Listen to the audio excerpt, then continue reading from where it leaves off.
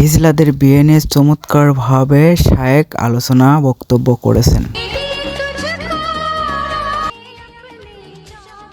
শায়েখ, আমার এক বন্ধু টাকার লোভে কিংবা অন্য কোনো কারণে একটা হিজড়াকে বিয়ে করেছে এবং তাদের সাথে নাকি সে শারীরিক সম্পর্কও করে। এটা কি শরীয়ত সম্মত? জানালে উপকৃত হতাম।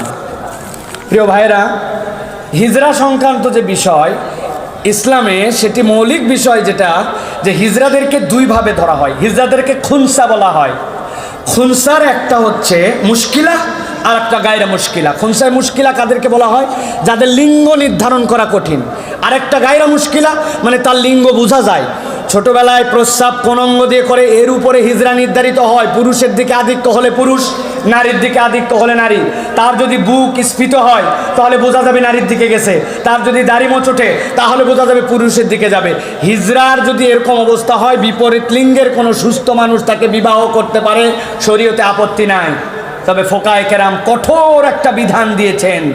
আপনি শাহওয়াতের জন্য, টাকা পয়সার জন্য, অন্য কোনো কারণে তাকে বিয়ে করছেন, কিন্তু তার সাথে আপনার যে যৌবিক চাহিদা আপনি মিলন করতে পারেন না, আপনি অন্য কোনো অঙ্গে তার সাথে যৌন চাহিদা পূরণ করেন।